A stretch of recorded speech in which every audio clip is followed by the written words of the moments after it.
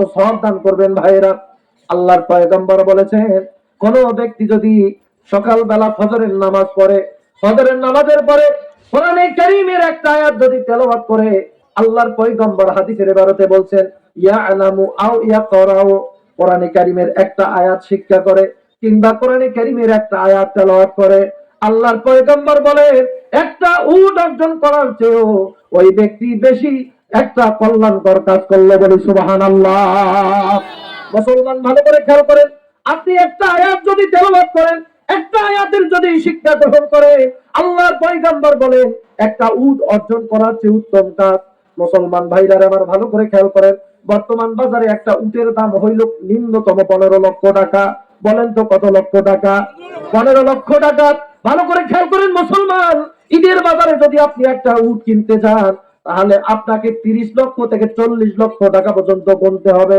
ও মুসলমান ভালো করে খেয়াল করেন, আল্লাহর পয়গম্বর বলেছেন কোন ব্যক্তি যদি একটা আয়াত তেলাওয়াত করে, তাহলে একটা উট আল্লাহর রাস্তায় সদকা করলে পরে যে সওয়াব হবে, আল্লাহ পাক ওই ব্যক্তির আমলনামায় তার থেকে বেশি সওয়াব দান করবেন একটা আয়াত তেলাওয়াত করলে।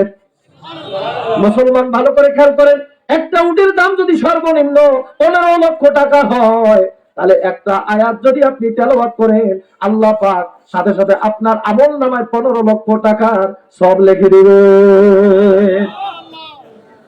আল্লাহর পয়গম্বরের পরে বলেন, এইভাবে যদি কোনো ব্যক্তি দুইটা আয়াত তেলাওয়াত করে, দুইটা উটের সওয়াব সে লাভ করবে। তিনটা উট তেলাওয়াত, তিনটা আয়াত যদি তেলাওয়াত করে, তিনটা উটের সওয়াব লাভ করবে। এমনি করে চারটা আয়াত যদি তেলাওয়াত করে, চারটা উটের সওয়াব পাবে। সাহাবায়ে কেরাম বললেন, ইয়া রাসূলুল্লাহ, হাবিবাল্লাহ, কোন ব্যক্তি যদি দৈনিক 100 বার করে, 100 বার আয়াত তেলাওয়াত করে, তাহলে আল্লাহ পাক ওই ব্যক্তিকে একই মর্যাদা দান করবেন। আল্লাহর পয়গম্বর বলেন, হা হা, হে আমার সাহাবীরা, কোন ব্যক্তি যদি দৈনিক 100 আয়াত তেলাওয়াত করে, শুধু 100 না, এইভাবে যত আয়াত তেলাওয়াত করবে, যত আয়াত শিক্ষা করবে, প্রত্যেক আয়াতের বিনিময়ে আল্লাহ পাক একটা করে উটের সওয়াব তার আমলনামায় দান করবে। মুসলমান ভাইরা আমার ভালো করে খেয়াল করেন, আপনি একটা আয়াত শিক্ষা করলে পরে আল্লাহ পাক এই মর্যাদা আমাকে আপনাকে দান করবেন। এখন আপনি যদি কাউকে একটা আয়াত শিক্ষা দান করেন, কাউকে যদি একটা কল্যাণকর কথা শিক্ষা দান করেন, আল্লাহর পয়গম্বর এটাও হাদিসের ভেতরে বলছে, আপনার শিক্ষা গ্রহণের কথা শুধু বলছেন এমনটা না, কেউ যদি শিক্ষা দেয়, তাহলে আল্লাহ রাব্বুল আলামিন দেখেন তার আমলনামায় কত সওয়াব দান করবেন। আল্লাহর পয়গম্বর বলেন, কোন ব্যক্তি যদি কাউকে একটা আয়াত শিক্ষা দান করে, একটা কল্যাণের বিষয় শিক্ষা দান করে, আল্লাহর পয়গম্বর বলে ওই লোকটা মনে হয় যেন হামরুন নাআম, একটা লাল উট অর্জন করার আছে একটা উত্তম কাজ করলো। বলি সুবহানাল্লাহ। মুসলমান ভাইরা আমার ভালো করে খেয়াল করেন, লাল উটের কথা পয়গম্বর বলেছেন। লাল উট কাকে বলে?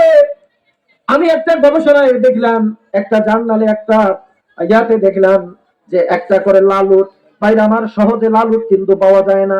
লাল উটটা হচ্ছে বিরল প্রজাতির একটা উট। ভাইরা আমার ভালো করে খেয়াল করেন, একটা লাল উটের দাম বর্তমান বাজারে কত টাকা আপনারা জানেন? বাংলাদেশি, আপনাকে একটা যদি লাল উট কিনতে চান, বাংলাদেশি 3 কোটি টাকা আপনাকে গুনতে হবে। আল্লাহু আকবার। মুসলমান ভালো করে